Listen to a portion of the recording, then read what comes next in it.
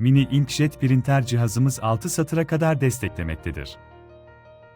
Barkod karekod son tüketim tarihi logo yazabilir, istediğiniz her yüzeyde kullanabilirsiniz.